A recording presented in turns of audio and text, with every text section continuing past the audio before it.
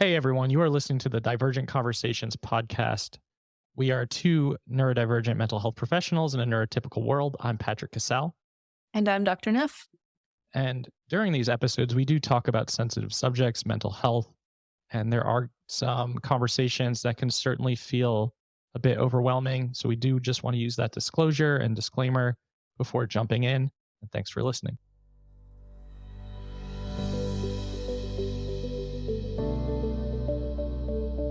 Hey everyone, welcome back to our ADHD 101 series, our follow-up for our autism series. And last episode, Megan and I talked about the inattentive type for ADHD. Today we're going to talk about hyperactivity and impulsivity. We might get into some other stuff for the next two episodes, but we want to wrap this up in the next two episodes as well.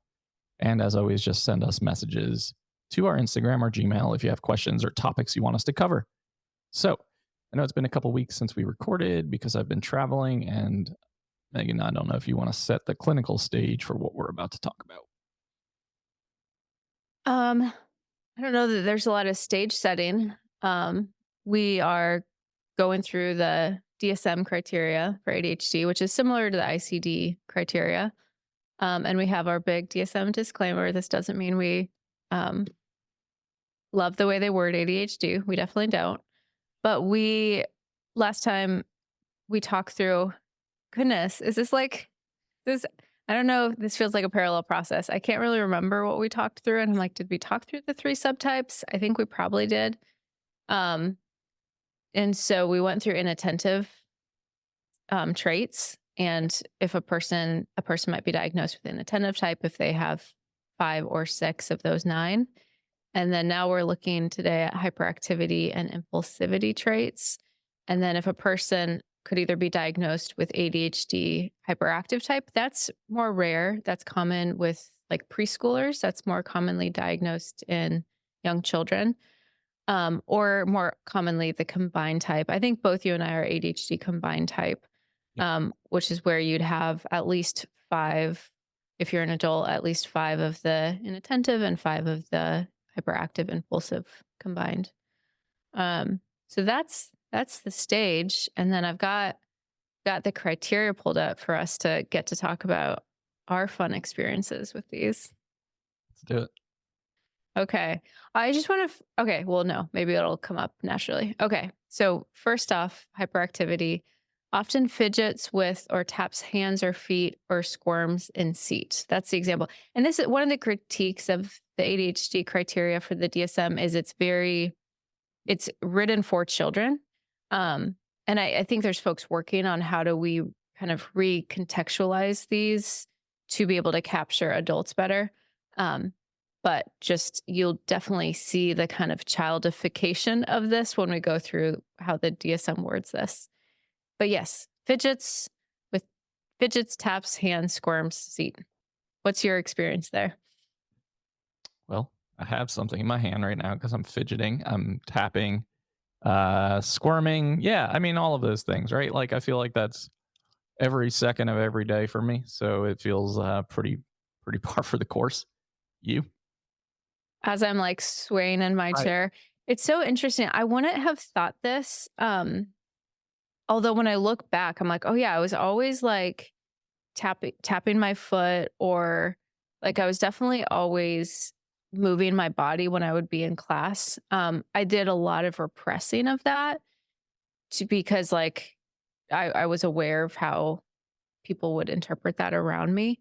But yeah, I definitely am always fidgeting with something.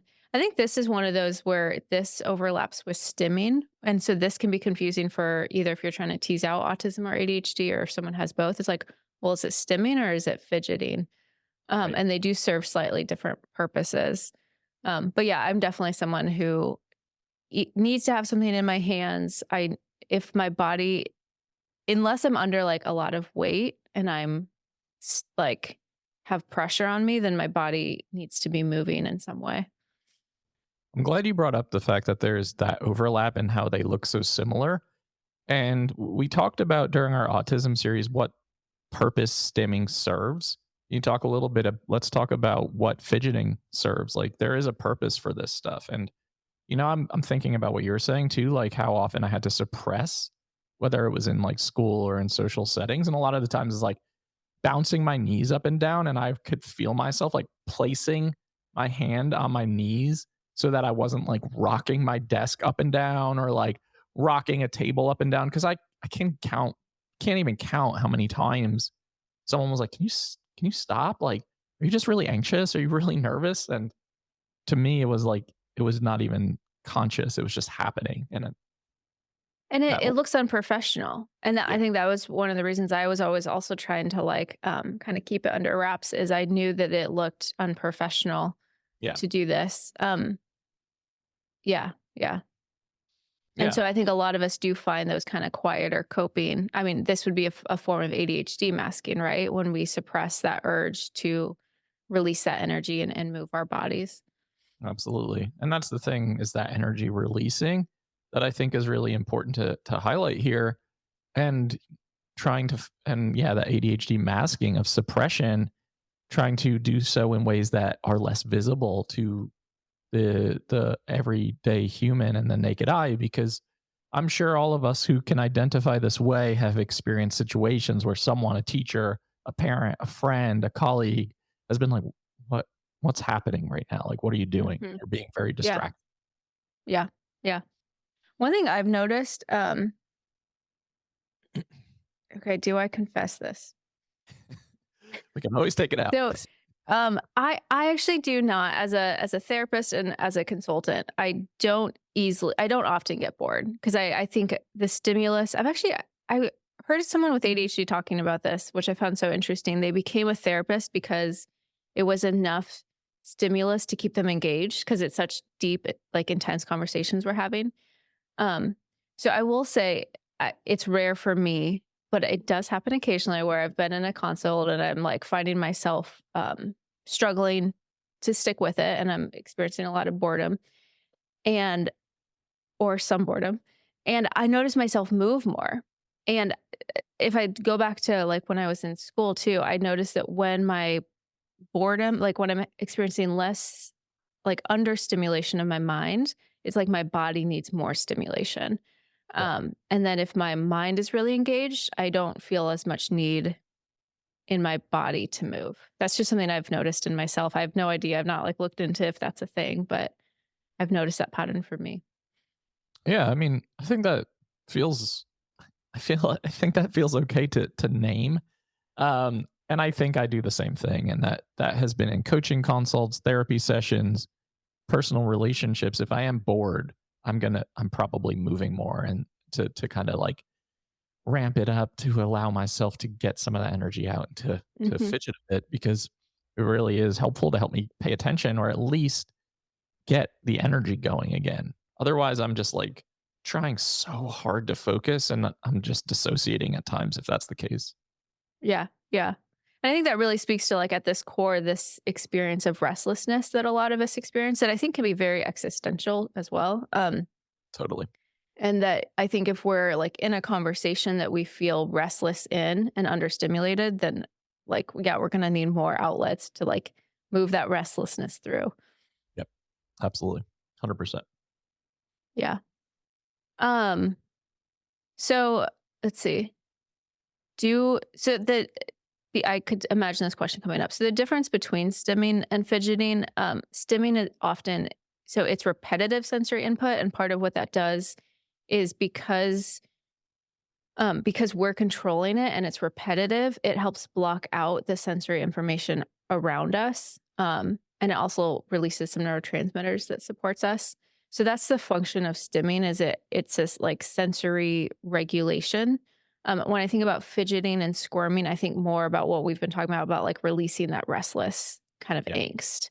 Um, and of course, then a person can both stim and fidget, but they're not a one-to-one. Like they're not functioning exactly the same. Thanks for that clarification, because I'm sure that definitely comes up, especially for those who are like, is it autism? Is it ADHD? And then all the overlap. So Hmm. Okay. So the next one's similar. Often leaves seat in situations when remaining seated is expected. leaves their place in the classroom, in the office, workplace, or in situations that require remaining in place. Again, I'm just going to offer my critique. If someone is ADHD with anxiety, so actually, anxiety is one of the things that makes it harder to identify ADHD because folks with anxiety, they'll often mask their ADHD more. Like if you're anxious and ADHD, it would take a lot to leave your seat.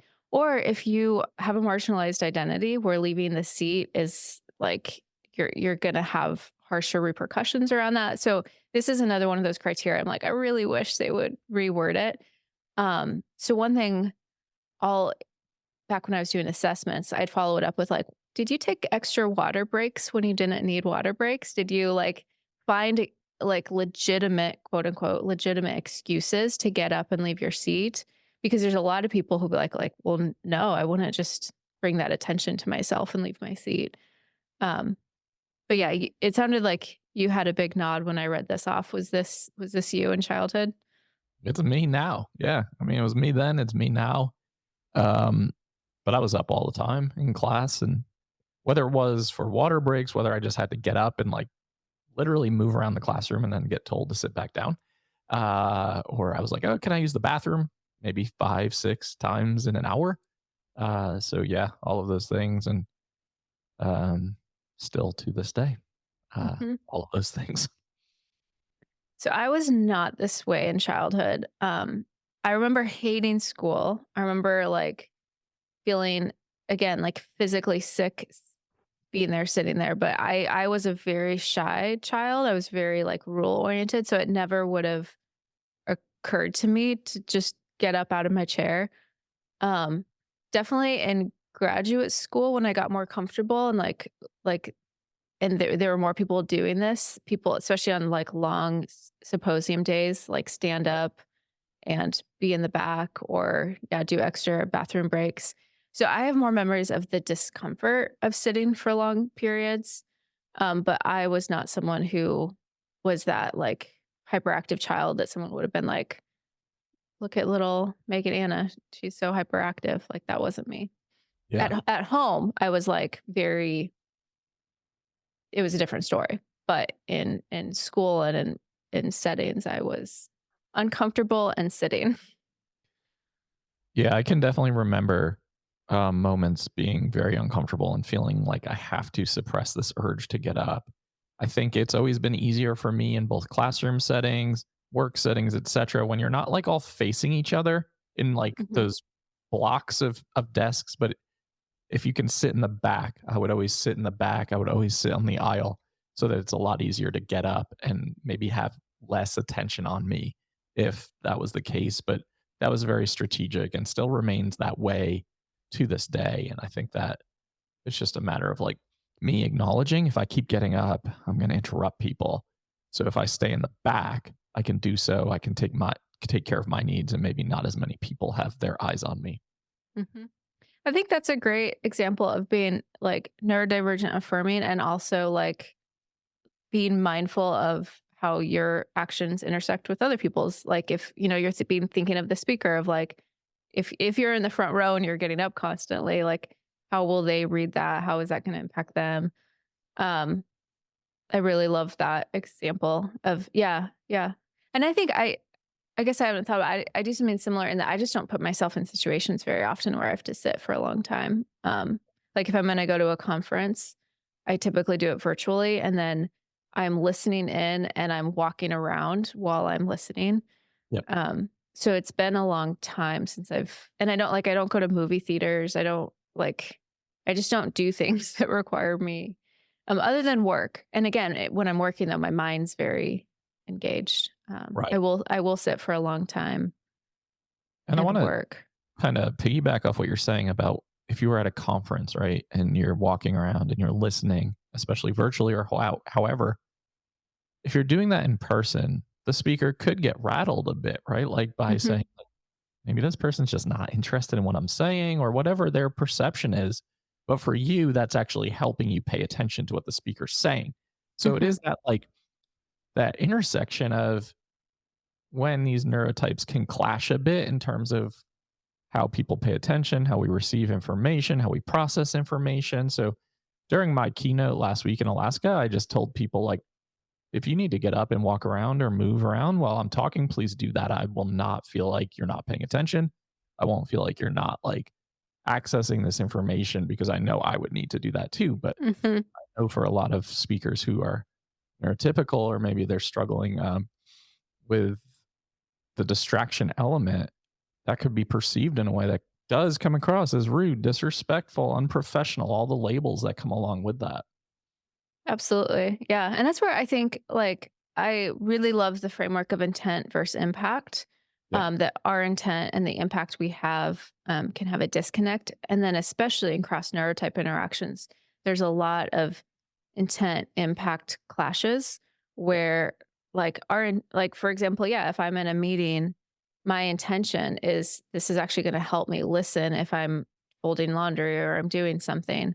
But being mindful that, yes, when we're in those spaces and we're visible, the impact that we'll have on the speaker, right, it might be like, wow, I'm really boring my audience. And that can really, Totally. um, the impact it's having on them is going to be probably one that you don't desire to have on that person. Absolutely. And I think that framework moves us away from like the idea of finding fault, or it's just this like, yeah, we're going to have intent versus impact.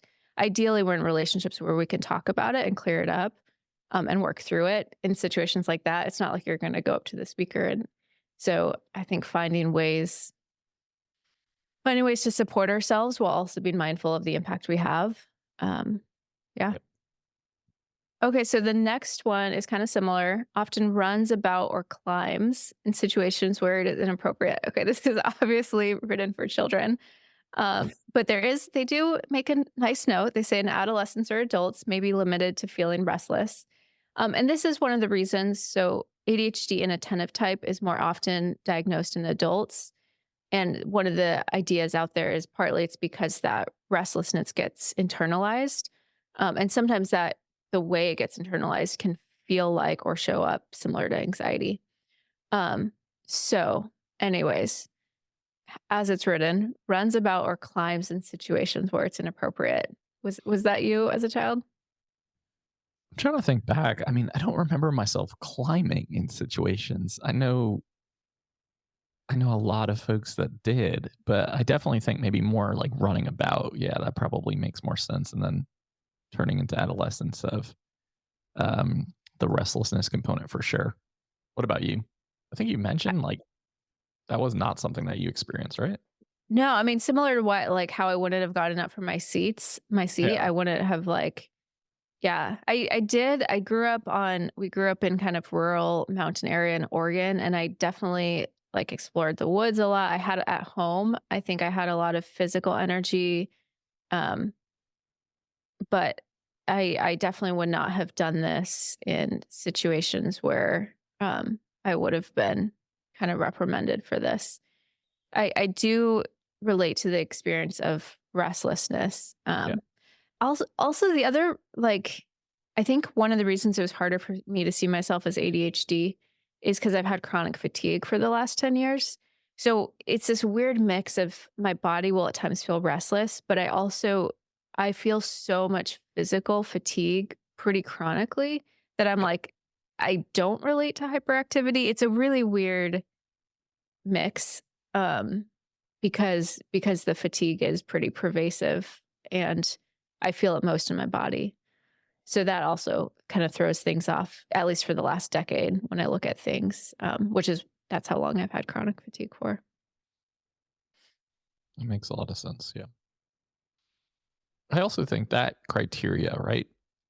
Running, climbing is such, it can be so often overlooked for kiddos in classrooms and settings, because a lot of teachers are just like, oh, it's just a kid being a kid, like a kid just being restless. And I think that can kind of dismiss the actual reason for the experience and the behavior too.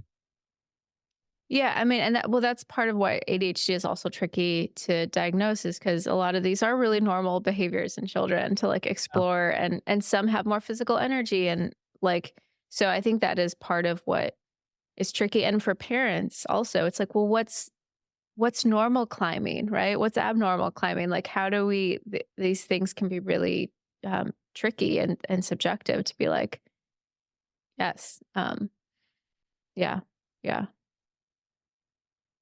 hmm I also, the other thought I had is like how this often can get channeled into sports. Like, I am thinking back to, like, I did cross country, I did track, I did basketball. When I stopped doing sports, I'd go on like 2-hour rollerblade rides after school. So I think there's also some like channeling of this that can sometimes happen.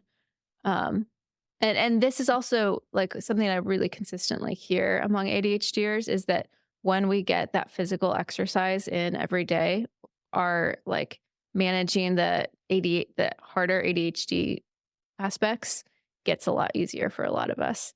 Yeah. So I also think the channeling of this into, socially desired behavior is part of it. Yep, I would agree. I think most of that energy for me went into soccer. I've been playing since I was 4, so it just felt like a very natural release and outlet in a way where, especially as like a kid and in junior high and high school, being like a JV and varsity player, you're playing every day and you're playing at a high level. So there's so much energy expenditure. And it really did help kind of even things out for me and balance out my energy levels too. But Yeah. again, if you were looking at it from like that perspective, it's like just a part of a soccer team. Like, of course, you're going to use all that energy there, and that makes a lot of sense. Yeah. Yeah. And this, I know we've talked about this briefly, but like I'm seeing this more and more. And I think, oh, it'd be great to do like ADHD and aging. Um, our bodies age, which is so unfortunate. And like I know you and I like you've had a ton of injuries. I've had long stretches with chronic pain and chronic fatigue. Like when we lose access to movement, the Yep. grief and I know you're like you just had another soccer injury. I know you're going through that right now of like the restlessness that comes up and the grief and like when we lose access to pleasurable movement, it is so hard for us. So well said. That's an episode for sure. Yeah, I mean, it's so hard.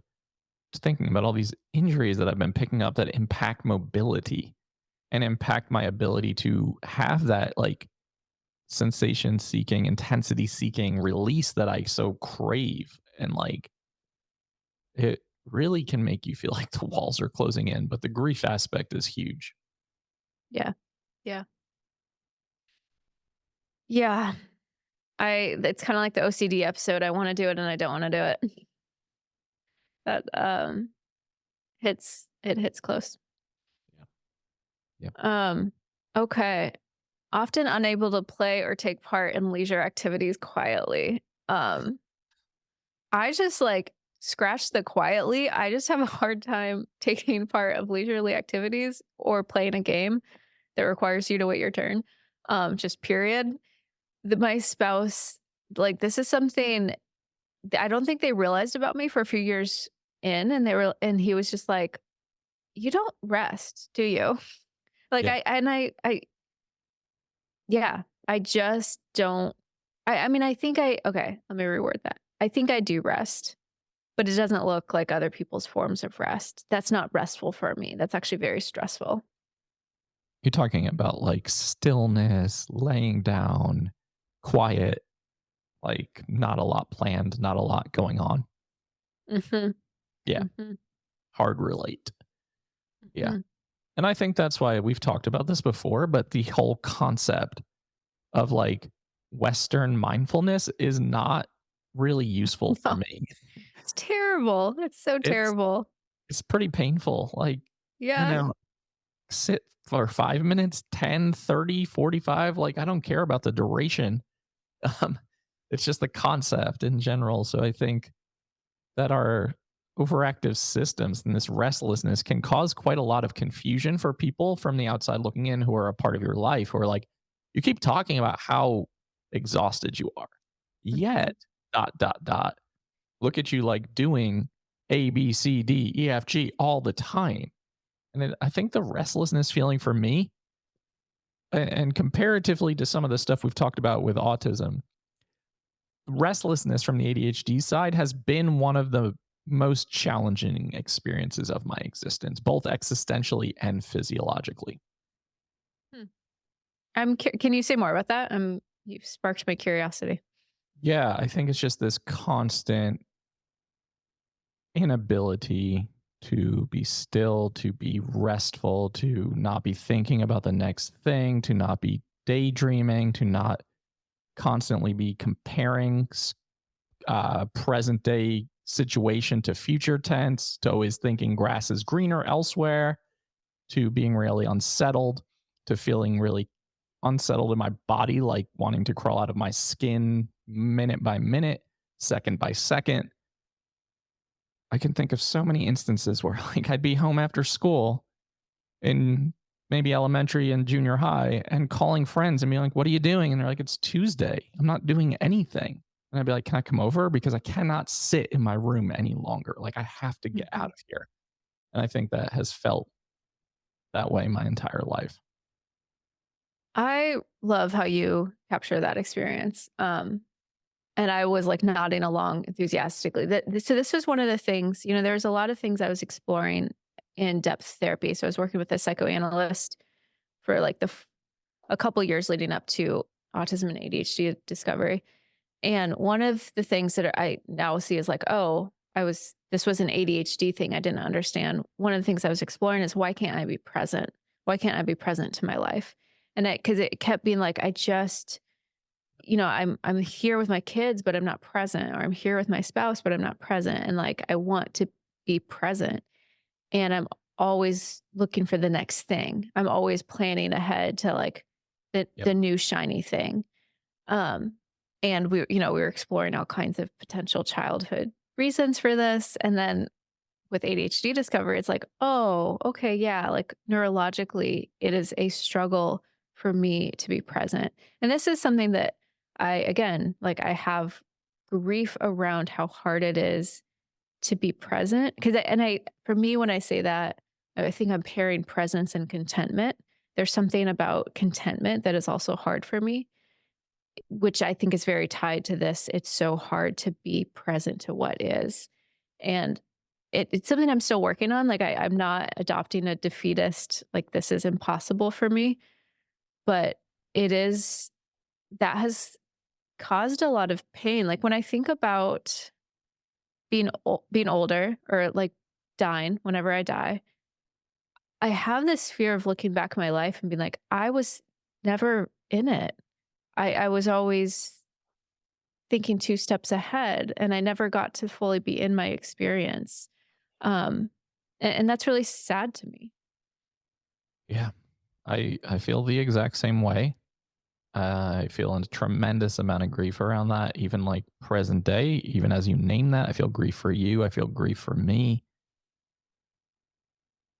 Yeah, because I think it's constantly 2, 3, 20 steps ahead in all situations. And, but then there's this like, this process. And I don't know if you experience this, but like while you're 2, 3, 20 steps ahead in whatever situation, there's this almost narration internally of like, you should be present. Like you should be paying attention. Mhm. You're not paying attention. You're not absorbing what's happening around you. You're not like accessing the love and support and camaraderie and experience that's actually happening. And I think that's why romanticism goes into this too, right? Like we've talked so much about romanticism, and that's why, but all of this stuff, and I do think about dying a lot as well, as we both have talked about quite a bit on here. It's just like looking back and saying, like, did I ever really absorb what truly mattered? Or was I always so, just struggling to just exist? And I think that it's really challenging to explain to people. It's really challenging to explain to partners, friend groups, like people that you care about, because everyone, I think, on the outside would say, like, slow down. Like, Mhm. just life is so short. And I'm Yeah. constantly like just experiencing life in like what feels like hyperlapse, like 30 times the speed, it feels like. Mm. Yeah, absolutely. I relate. I relate to all of that. Um, one practice, and this is where, being more existentially oriented can be hard because we're constantly thinking about our death. But one practice, and I think having kids really helped with this, um, that has helped me about my existentialism is the awareness of the fact that I'm going to die. My children, who I adore to no end, are going to die. Like at some point, our attachment does not get to continue. Um, Being so aware of that, when I hold them or when I cuddle them, like I'm holding on to that truth. And then there's a way, it's hard to describe, but it's like I anchor into a moment through you typically through the sensations, like of really focusing on like the weight of holding them, maybe the smell of their hair. And it's this idea of I don't get this moment back. And I actually have an image of like I am encoding this memory into my like okay, this is a really weird imagery. I pretend I have like a spaceship I get to live in when I die that has like 20 memories that I've stored in my life that I get to replay. And so I'm like, I am taking this memory and I am storing it into my little spaceship I get to live in once I die with all my memories. And there's something like I take that when I have that awareness and then I'm pairing it with like anchoring into this sensory experience of that moment, whether I'm listening to my spouse's heartbeat or I'm holding my child, I am able to be there. But it's only thanks to existential um, thinking that I'm able to really be there and capture that moment and then encode it into my spaceship. Yeah, I mean, I like that that very unique I think I uh, got it from Superman because you know how Superman was flying down in that spaceship and had like memories playing. yeah, yeah, okay. I mean, I think if it works for you, that's fantastic because so often we are trying all of these different things and it can feel defeating when it's like, well, that didn't work. Well, that didn't work. All these things that other people are doing doesn't work. This experience is so hard to explain to other people. So I think if you can find anything to allow you to be present for even 1% of it, it feels like a win to me instead of feeling like I just can't do this, which so often defaulting into that mentality. So, Mhm. Well, folks should give it a try. Try to like encode a memory for your spaceship, and then tell us if it works. yeah, I'm actually fascinated by that. I think a lot of people are going to relate to this because this is the part of this existence that is so hard to sometimes articulate.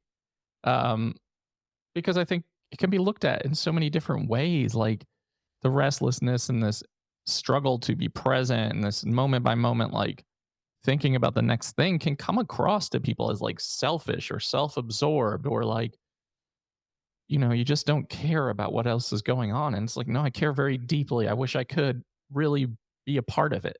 I wish I could be a part of the world that I've created. And Yeah. that feels so weird to say. Yeah, yeah. And again, back to like intent and impact. Like this does impact the people around us because if like the experience, and I know this has been hard for my spouse, like because, and again, this was pre-discovery. One thing he said to me once is like, it feels like you struggle to be content, and that is, it's hard to like be married. Like that's hard, right? It's hard to be in relationship with someone and to feel like no matter what they Yeah, can't be content in the life you've built together. That is going to impact the people around us and it's going to impact us. Um, so yeah. Yeah. I, the other thing I'll just identify that to me, this feels very related to understimulation as well. And so that need to escape into like three plans ahead, I think it's like, this is a way of getting more stimulation. So that would be the other exception is in really stimulating, but the right kind of stimulating moments, those are the moments that it's easier for me to be present in. agreed for 100%. The worst experience, and it took me being at um, a high school play for me to remember this. Um, the worst experience is when I'm understimulated and overstimulated simultaneously. And that's a very like autistic ADHD. It's like that to me. Yeah, that is the worst. But Agreed. okay. Oh, and I think that is part because the thing is unable to play or take part in leisurely activities quietly. So again, I think for like children, it's often they need more stimulation in the environment. Like I was often picking fights with my siblings. I was the youngest, but this is a common way it can show up. It's like if there's not enough stimulus, I'm going to pick a fight because that stimulus of a fight, even though it's negative, is better than this dreadful feeling of nothingness. So this is something that will show up a lot in kids is and adults too. Like we might pick fights with our partners if we're understimulated or our friends. The next, should we move on to the next one? Mhm. Okay, so the next one is often on the go, acting as if driven by a motor. And the example they give is unable to be or uncomfortable being still for extended time, as in restaurants, meetings, maybe experienced by others as being restless or difficult to keep up with. Yeah. I can think of a million examples of this, but yes, absolutely. And my friends, current day friends, would be like, when Patrick's ready to go, he's ready to go. And there's no stopping that once that moment happens where I'm like, gotta get up, gotta leave. Like it's gotta happen. And I think there's some overlap into like the autistic parts of the social struggles in those environments of sensory overwhelm too. But for me, the ADHD part of like, this is boring. I need new environment. Like I need to get out of here. It's got to happen right now. Really fun in work settings. I think we've both talked about our hatred of meetings, Yep. which is why we work for ourselves. Yeah. Yeah. The worst to me is like when I really dislike being in public in a group of people. Like I remember like if you're my most recent ones has been like chaperoning like at the zoo with the kids or like if you're in a like at a family gathering and you're going to a museum and you're all like waiting to all gather to then go to the next thing and I'm like that drives me crazy. It's like I just leave often, which I realize now is rude. But I can't. I just can't. The like See me when I hurting. host retreats. What'd you say? Should see me when I host retreats. When I'm like, Oh, that would be terrible. Yeah, how do you when you're do trying to that? get 30 people to do something within like a 10-minute window. And I'm Oh just my like, gosh.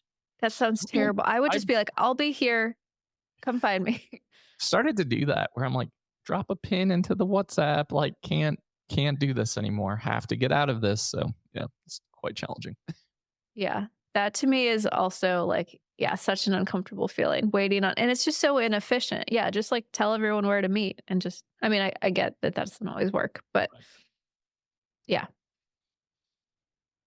Okay, and then the last one here is often talks excessively. Yep, for sure. I mean, I think this can also be misconstrued and or misdiagnosed, misidentified as pressured speech for folks who struggle with bipolar disorder. But if there's that excessive talking, filling that space, not able to like transition, to slow myself down. I know, and I'm going to say this, and I know this could have some reaction. When I was working as a therapist, and even now in friend groups or social groups, like I really do struggle with people who really struggle with often talks excessively and being Mhm. unable to transition or segue out of it. Yeah, yeah. Well, and also this might get some reaction. We might choose to edit it out. We get to decide. But like you and I, we there's been some podcasts we haven't aired. And one thing we noticed once is that a lot of the ones we haven't aired have been with just ADHDers, not autistic ADHDers. Yeah. And because we don't air episodes if it doesn't feel conversational.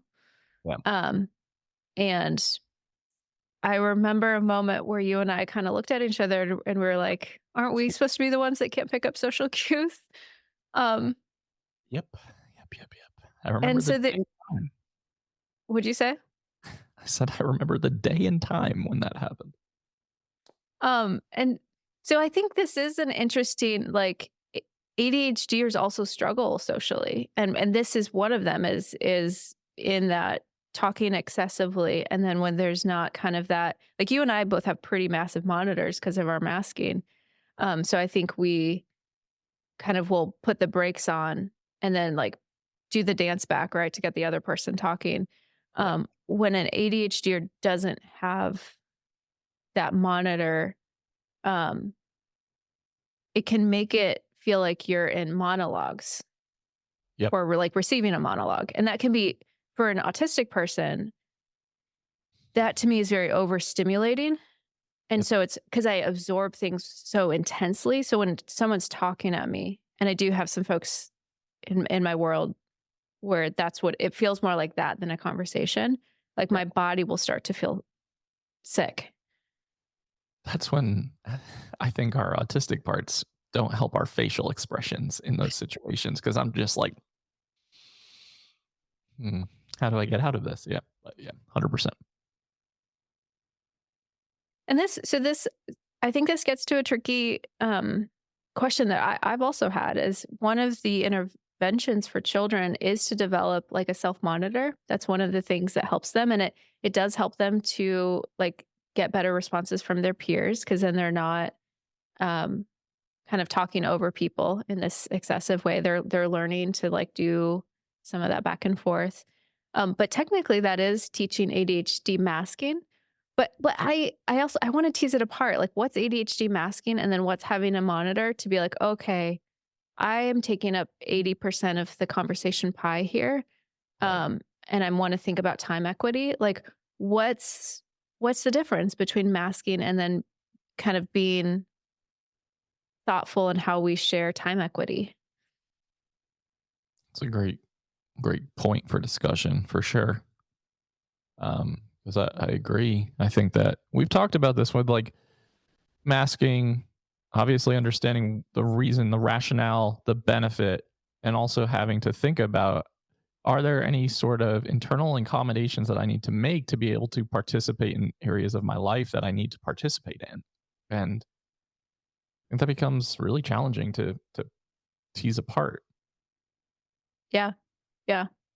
Because I know there are people listening who are like, you absolutely have to be unmasked to be as affirming as possible. And if other people can't handle that, then fuck them mentality. And then it's like, oh, I hear that and I want to I buy into that. Also, Yeah.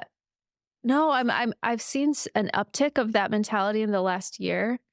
Um, and I I want to find words to articulate why that unsettles me. I think there's something about it takes it out of the relational field. And it's like we still need to be considering our impact on people. And we are humans in relationship. And if our relationships aren't working, it, as soon as we say, well, our relationships aren't working because you're not, because you're doing this, you're, whether it's because you're, there's a lot of words that get thrown out. And so you just need to accept me. Like, the conversation collapses. One thing I'm really interested in, I've always been interested in, is how do you expand space? How do you expand conversation? But right now, there's ways that we're talking about being neurodivergent affirming that just collapse conversation because it's like, well, if you can't get on board with me being this way 100% of the time, we can't be in relationship. I I feel I don't feel that is the affirming work, especially if we're thinking from an, like, interdependence relational model of humanness. you've used the phrase intent versus impact several times today. And I think that's kind of what I would go back to is like intent and impact too. And that doesn't, we're going to get way off course with this.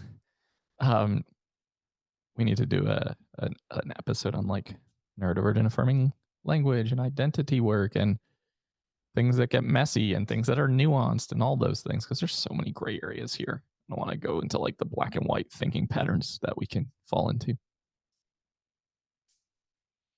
Yes, I want to talk about this more too. It's been on my mind a lot, especially this year. Yeah, I feel like the conversation, I'm seeing some shifts in it that are interesting to me, and for sure. um, it's just it's really easy to get kind of polarized in our thinking. And Absolutely. well, we've gone through the hyperactive. So there's 1, 2, 3, 4. There's 5. And again, hyperactive and impulsivity traits are actually combined. But they're also, yeah. So those are the 5 hyperactive traits. But they're very written for children, as you can see. Right. Yeah. So I think with that being said, when you're hearing some of this stuff, I think that really trying to expand on what are these symptoms or traits that are linked in this DSM-5? How can I like deep dive this with a different perspective, acknowledging like, sure, I'm not climbing bookshelves at 30 years old. But in reality, falling and defaulting back to the restlessness, falling back to the other things that we talked about today, and just acknowledging like, is this impactful for me? Am I experiencing this in different ways? Can I apply different context to this in a present day setting? I think that's important too. Absolutely. Well, I think we're going to keep talking about impulsivity, but we're going to break here and Yep. break this up into a couple episodes. So for listeners, we'll say goodbye here, and then we'll pick back up on impulsivity and more about ADHD next week. Yep. So to all of you listening to Divergent Conversations podcast, we have new episodes on Fridays, all major platforms and YouTube. You can like, download, subscribe, and share. Bye.